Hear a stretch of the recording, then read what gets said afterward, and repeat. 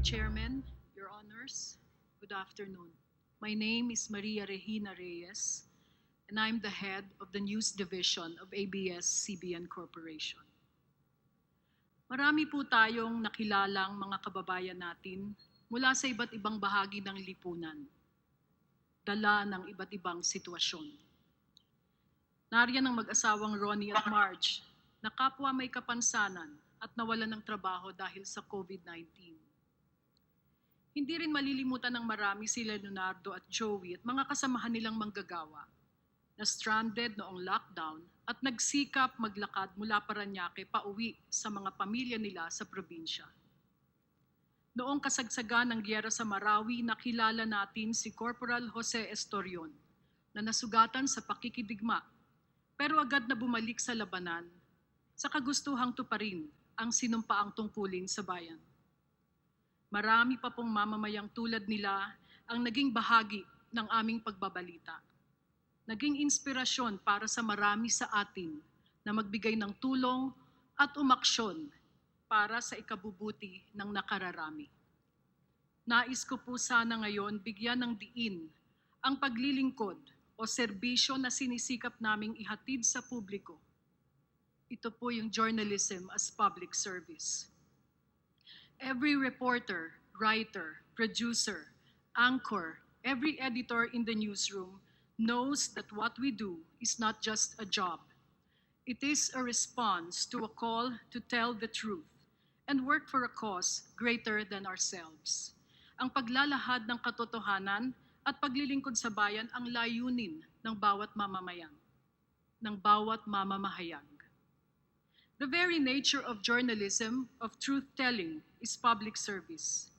Alam po yan ng bawat kasamahan namin na sumasalubong sa bagyo, lindol, o pagsabog ng bulkan para maihatid ang kwento na pinagdaraan ng krisis ng mga mamamayan at para maghatid ng balita at impormasyon na maaaring makapagligtas ng buhay. Higit sa pangangalap ng mga numero, binibigyan nila ng mukha ang mga kababayan nating nasa lanta. Nagsisilbi silang boses ng mga kapwa natin Pilipino na nangangailangan ng tulong. At ito po ang paglilingkod na nahihirapan na naming magawa ngayon matapos ipatupad ang cease and desist order laban sa ABS-CBN. Not once, but twice. The shutdown has deprived more than 69 million Filipinos of the kind of information, analysis and commentary, and public service provided by ABS-CBN News. It has cut off our reach such that 2 out of 3 viewers are unable to watch our news programs. Sila po ay mga kababayan nating sineserbisyuhan ng aming 21 regional news bureaus, yung iba sa mga lugar na tanging signal lang ng ABS-CBN ang nakakaabot at hindi pa nararating ng internet. Sila po yung mga kababayan nating napaglilingkuran hindi lang ng TV Patrol na napapanood natin dito sa Maynila, kundi mga local TV Patrol na naghihimay sa sitwasyon sa kanilang mga probinsya. Sila po yung mga kababayan natin na walang perang pambayad sa cable o pambili ng internet data. Apektado rin po ang serbisyo sa ating mga kababayang OFWs at iba pang overseas Filipinos. Your Honor, since our return to air in 1986, we have endeavored to perform our duty as a news organization. As professional journalists, we strive to keep biases in check and to report on newsworthy events, persons and issues in an accurate, fair, and balanced manner. Pero tulad ng ibang bahagi ng aming kumpanya, hindi po kami perpekto. Wala pong news organization na perpekto. Sa kabila ng mga pag-iingat at pagbabantay, ay inamin po naming nagkakamali rin po kami. Gayunpaman, agad din po kaming umaaksyon para itama ang mali. And we have mechanisms for handling mistakes committed in the performance of our duty. At the company level, we have an independent network ombudsman that receives, investigates, and makes recommendations on complaints against news personnel. These recommendations are acted upon by the head of news in a timely manner. At the news division level, we have a standards and practices unit that likewise ensures our journalists adhere to our own code of ethics and observe the highest professional and ethical standards. Just like those in government, journalists and the news media operate as trustees of the public. As such, our first loyalty is to citizens, and our primary obligation is to the truth. We know that as we hold power to account, we ourselves are accountable to the public we serve. We uphold this accountability and responsibility as vigorously as we uphold press freedom, freedom of expression and free speech, all fundamental rights deeply anchored in our Constitution and well settled in jurisprudence. Your Honors, sa kabila ng aming limitasyon dulot ng shutdown, sinisika pa rin naming ipagpatuloy ang pagbabalita, lalo na po ngayong panahon ng pandemya. Patuloy kaming kumukuha ng lakas ng loob at inspirasyon kina Ronnie at Marge na natulungan ng aming mga manonood sa sipag at tapang ng manggagawang tulad ni Leonardo at Joey at sa kabayanihan ng mga tulad ni Corporal Estorion. In these most trying of times, we continue to deliver the news each day, knowing that doing so is an opportunity and a privilege not just to be a witness to history, but to be a force for good. Thank you, Your Honors. Maraming salamat po. Ngayon naman po ay tawagin natin si Ms. Kata Inocencio, isang dating anchor, host ng ABS. Sorry, Mr. Chairman. Mr. Chairman, may I just make a reaction to the position? Kong Defensor. Yes, Mr. Chairman, I have here the position paper of ABS-CBN, and I felt that the position somehow alludes to the recent social media campaign that has been coming out. Alam niyo, Mr. Chairman, sometime nung May when this was shut down, nagsimula po to na nagsasalita na si Kong Dante Marcoleta about yung continued showing ng ABS-CBN. Seemingly, word after that, in the DigiBox. Pagkatapos po nun, nagsasalita din si Kong Boying Rimulya. At gusto ko pong iklaro sa ABS-CBN na kahit na nung panahon na yon, alam namin na nanggagaling sa ABS-CBN Tower yung signal na ginagamit ng Amkara. But out of toleration, wala pong dumidiin at walang kumikibo until recently. In fact, si Kong Jonathan Alvarado, parati kong kinakausap, sinasabi ko, Kong Jonathan, sumasama ang loob ni Kong Marcoleta dahil ang pakiramdam niya nagagamit yung istasyon laban sa kanya. Sabi ni Kong Jonathan Alvarado, pabayaan na lang muna natin until ma-take up yung issue. At tinake up po namin yan. Doon lang po ako nag-personal collective privilege nung ito po ay i-take up na yung DigiBox. Dito po sa inyong nilagay, sinabi nyo that in recent days, a suggestion has been put forward to allow ABS-CBN to operate in consideration of its employees but without the news division on account of supposedly biased, one-sided reporting. If carried out, not only would this render 1,000 news personnel jobless, it would send a strong and terrifying message that indeed the press was being silenced. Para malaman ng mga nanonood at malaman na rin ng mga kasama natin, bago pa ho to nagsimula yung interview, kayo po nakipag-usap sa amin. Mr. Katigbak, Mr. Lopez, ang sabi nyo sa akin, tinanong nyo ako, may sama ng loob ka ba sa ABS-CBN? Ang sabi ko, wala. Ang sinabi ko, kailangan lang namin magtanong. We need to ask the hard questions. Sometime in June 9, si Congressman Marcoleta nagsalita dito about sa isang news report. At matapos nun, tinira siya doon sa news, in a way, pinagsalitaan siya, and then nagkaroon ng campaign sa social media. Yung interview ko po na to nangyari ng June 25, TV5. Kung di ako nagkakamali, mga 1-2 beses nyo na po akong pinakausapan na kung pwede wag isara yung DigiBox. And of course, publicly, on the record, Mr. Katigbak, you have been saying that. tulungan nyo muna kami i-tolerate na wag isa rin digibox because this is our capability to pay our employees.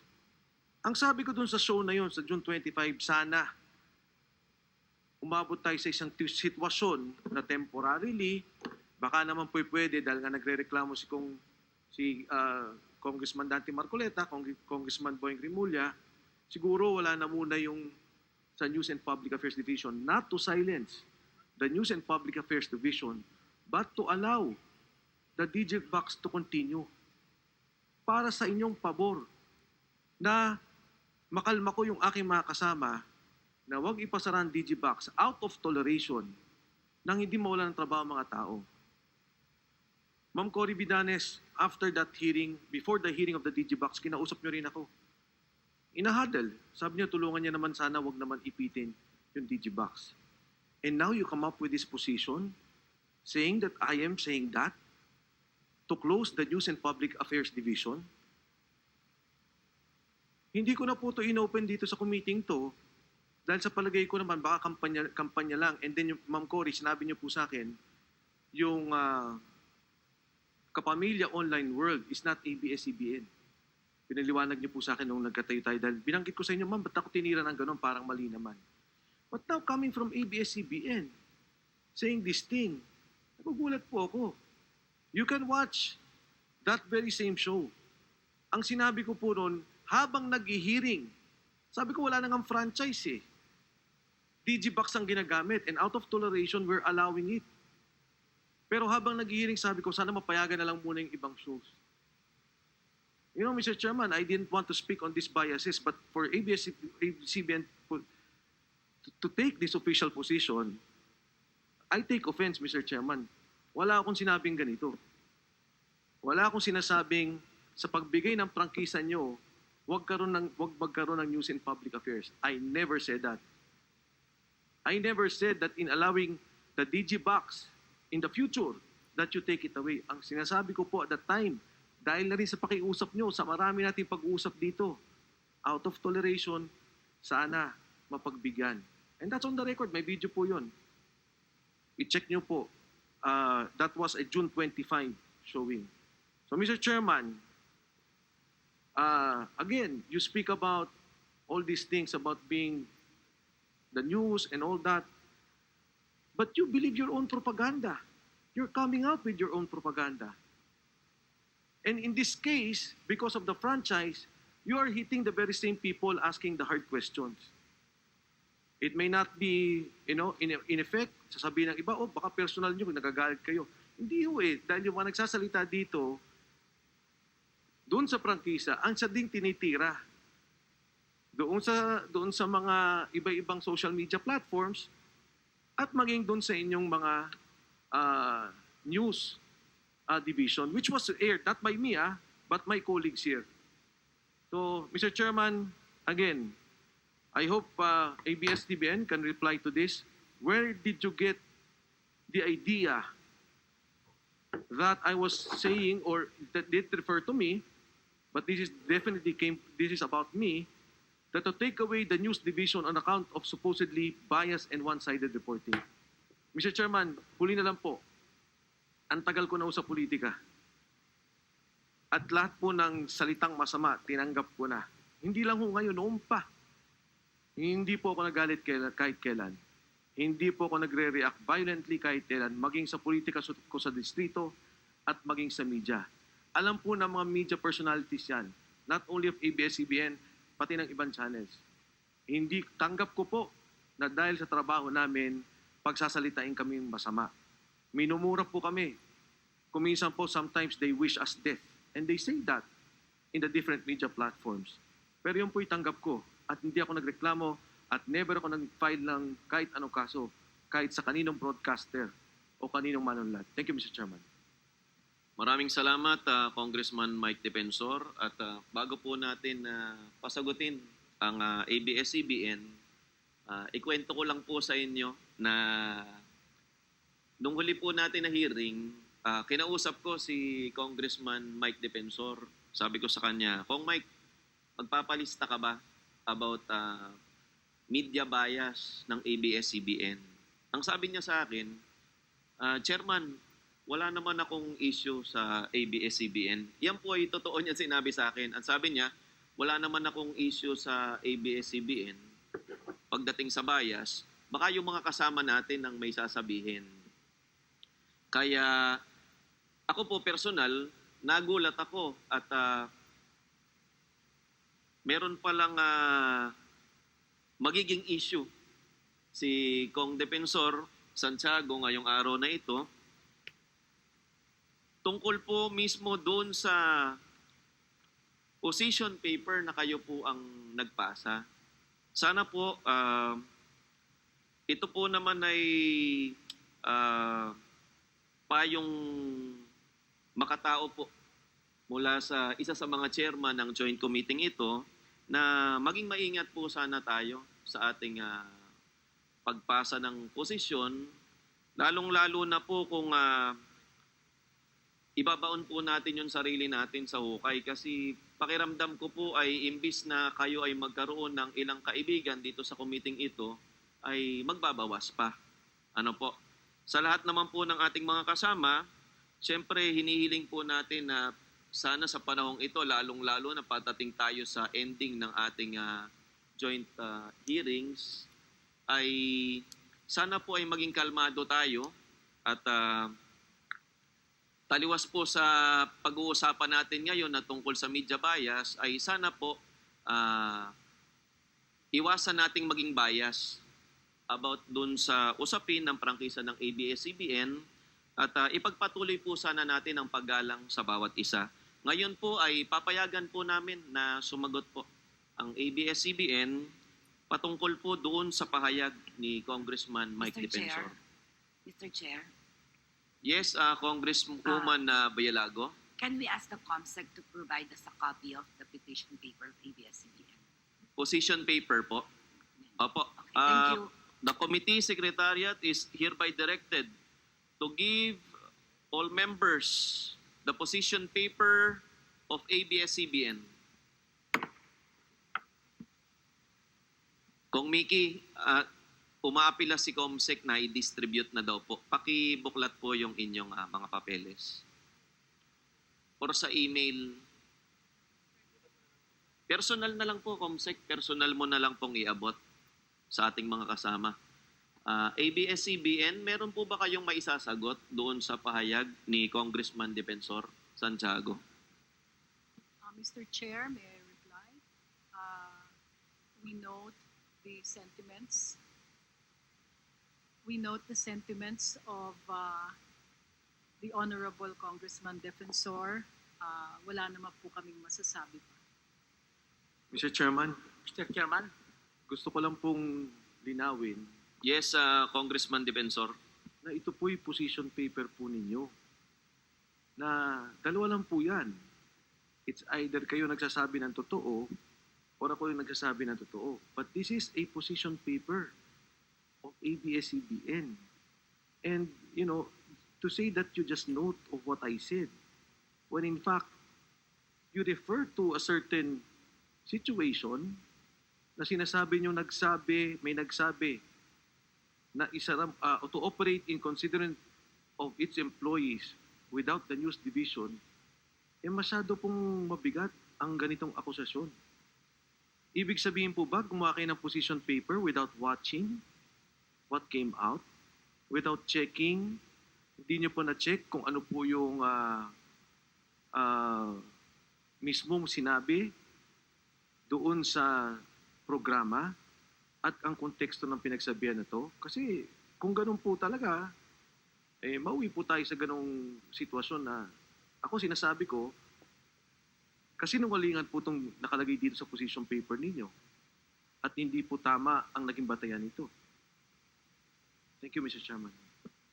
Maraming salamat, Congressman Chairman. Mike Defensor. At yes, Congressman Barsaga. paglilinaw lamang